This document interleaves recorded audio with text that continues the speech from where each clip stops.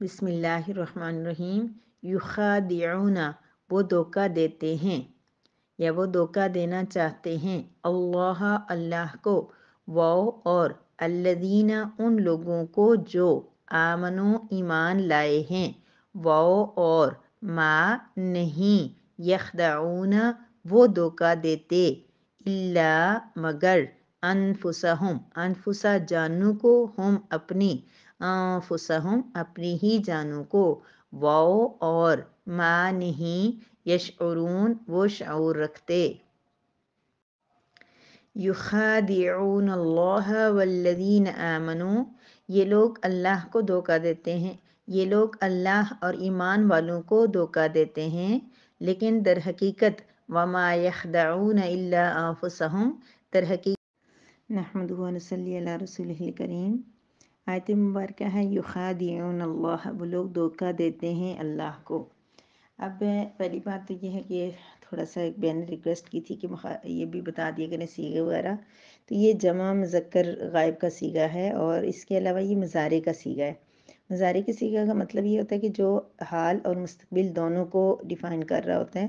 حال کے بارے میں بات ابھی یہ کرتے ہیں یا آئندہ بھی کریں گے، یا جس کے شروع میں آ جائے وہ اس طرح کا صیغہ ہوتا ہے۔ تو گویا کہ اس کا مطلب یہ ہے کہ یہ لوگ اللہ کو دھوکہ دیتے ہیں، مطلب دھوکہ دینے کی کوشش کرتے ہیں،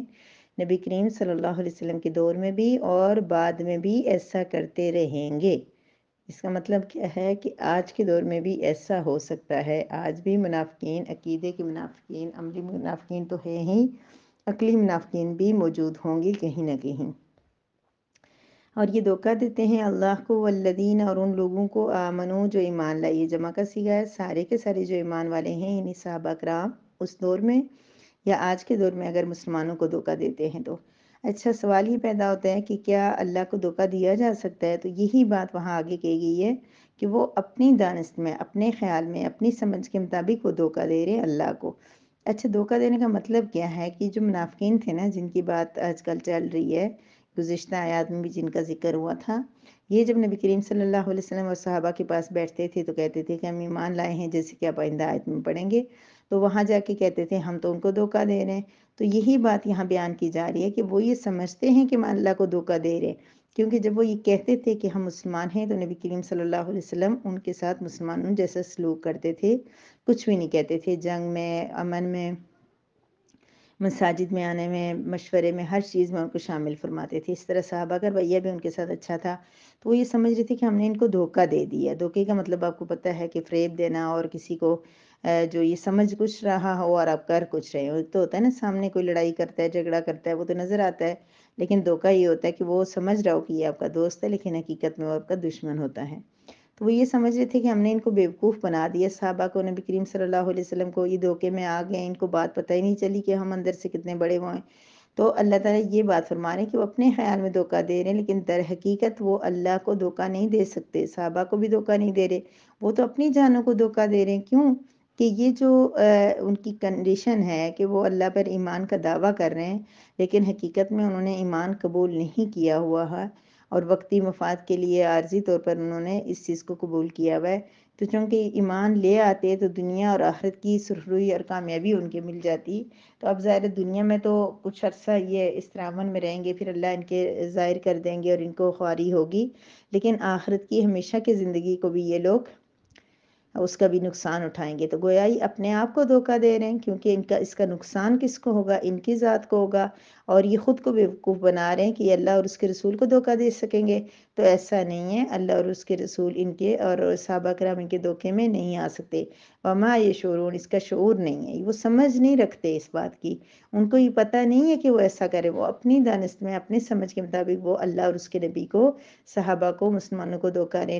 رہے ہیں، لیکن ان کو کیا دھوکہ اگر دے بھی رہے ہیں وقتی طور پر ان کو نہیں بھی پتہ چلا، تو اس سے ان کا کیا نقصان ہوا ہے؟ صحابہ کا کیا نقصان ہوا ہے؟ ایمان والوں کا کیا نقصان ہوا ہے؟ نقصان تو ان کا ہوا ہے، یہ سمجھ ان کو نہیں ہے کہ یہ اپنا نقصان کیے جا رہے ہیں۔ تو مفہوم آپ کو سمجھ آ گیا ہوگا، لیکن سوال یہ پیدا ہوتا ہے، چلیں یہ تو منافقین تھے،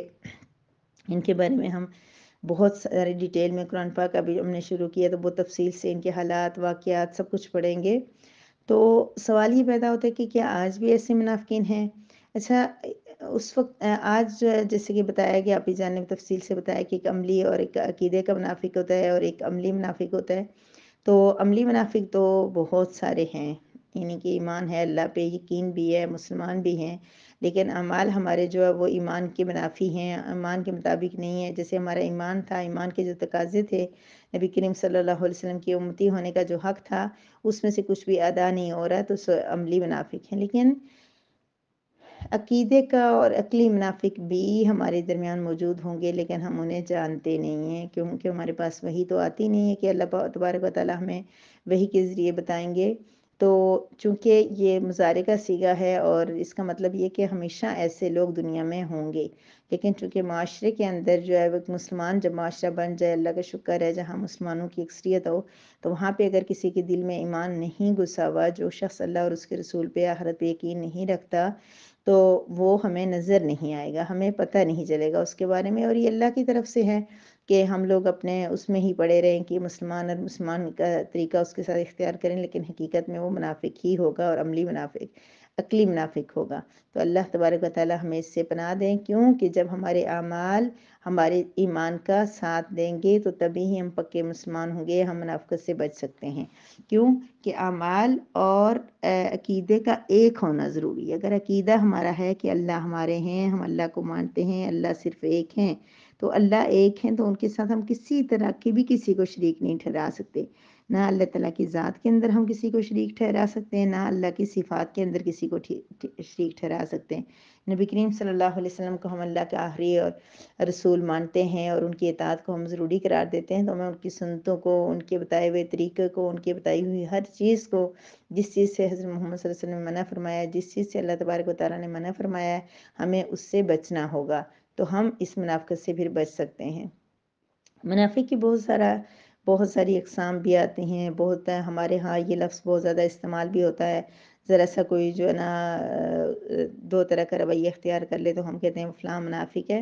تو اتنی جلدی خیر یہ لفظ بولنا بھی نہیں چاہیے۔ لیکن بعض اوقات جو ہے نا کوئی انسان اگر کسی کی برے رویے پہ، منہ پہ اس کو کچھ نہیں کہتا اور اچھے اخلاق کا مظاہرہ کر لیتا ہے، اور دل میں اس کی تھوڑا سا تکلیف ہوئی ہوتی ہے، اس کے رویے سے ہرٹ ہوا ہوتا ہے، تو وہ اچھے اخلاق ہی ہوتے ہیں۔ اس کا مطلب یہ نہیں ہوتا کہ اس کے ساتھ منافقت کر رہے ہیں، یہ بھی آپ کا اچھا اخلاق ہے کہ کوئی آپ کے ساتھ بہت برا رویہ کر رہا ہے لیکن آپ اس سے لڑ نہیں رہے، جھگڑ نہیں رہے ہیں، آپ اس کو کچھ بھی نہیں کہہ رہے، اور جو ہے آپ اپنے جو دکھ تو ہوتا ہی ہے نا، اگر کوئی آپ کو ہرٹ کرے گا، کچھ برا کہے گا، تو دکھ نہ ہونا یہ ایک انسانی فطرت ہے کہ دکھ ہوگا آپ کو، لیکن یہ کہ آپ اس کے ساتھ اچھا رویہ کر لیتے ہیں، تو پھر یہ منافقت نہیں ہے۔ منافقت یہ ہے کہ آپ کسی کے ساتھ، سامنے کسی کے ساتھ بیٹھے اور اس کے ساتھ بڑے اچھے اخلاق کا مظاہرہ کریں، اس کی تعریفوں کے پل باندھ لے اور بہت زیادہ اس کو جو اونچا کر دیں، لیکن جو ہی وہ آپ کی آنکھوں سے غائب ہو تو اس کے ایسے نیگیٹو پوائنٹ جو اس کے اندر ہیں ہی نہیں، ایسی چیزیں اس کے اندر سے نکال کے پھر باتیں کریں، دوسرے لوگوں کے سامنے بیٹھ کے اس کے خلاف بہت زیادہ محاذ کھول دیں، اور اس طرح یہ تو منافقت ہی ہے۔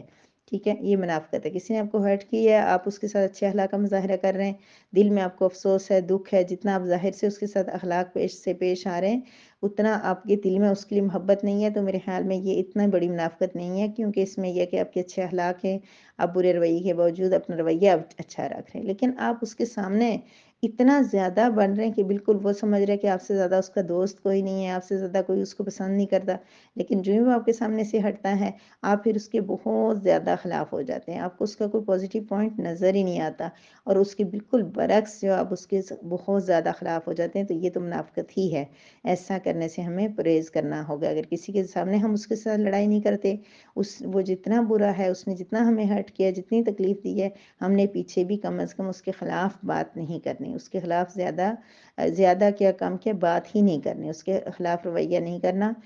کم از کم اتنی کوشش کرنی ہے کہ جو تکلیف ہے وہ ہم اپنے اللہ کے سپرد کر دیں، اور سامنے سے بھی اخلاق کا مظاہر کریں اور دل پہ بھی اس کو معاف کرنے کی کوشش کریں، نہیں بھی ہے تو ہم اس کے خلاف کم از کم محاذ نہ کھولیں یا باتیں نہ کریں۔ تو انشاءاللہ اللہ تبارک و تعالیٰ پھر فرما رہے ہیں کہ یخادعون اللہ، یہ لوگ اللہ اور اس ایمان والوں کو دھوکہ دیتے ہیں، یعنی اپنے خیال میں، لیکن در حقیقت یہ اپنے آپ کو دھوکہ دے رہے ہیں، کیونکہ اس کا نقصان ان کو ہوگا، ان کو اس بات کا شعور نہیں ہے، انہیں اس بات کی سمجھ نہیں ہے۔ یہ ما جو ہے نا اس کا لفظی مطلب تو جو ہوتا ہے، لیکن کبھی کبھار جو ہے اس کا مطلب نہیں میں ہوتا ہے، اور اس کے لیے ایک اصول یہ ہے کہ اگر اسی جملے کے اندر الا آ رہا ہو تو پھر اکثر اس کا مطلب جو ہے نہیں میں ہوتا ہے۔ اصل میں یہ الا کہنے کا مطلب یہ کسی چیز کو خاص کرنے کے لیے ہوتا ہے کہ نہیں وہ دھوکہ دے رہے، مگر اپنے آپ ہی کو ہی کرنے کے لیے نا، خود کو ہی دھوکہ دے رہے ہیں اور کسی کو دھوکہ نہیں دے رہے۔ اسی طرح دوبارہ کہہ رہی ہوں کہ لفظی اور بامحاورہ ترجمہ آپ اپنے لفظی جو ہے میں بولوں وہ آپ کو آسان لگتا ہے وہ بول دیں، نیچے لکھا ہوا آسان لگتا ہے وہ بول دیں۔ اسی طرح بامحاورہ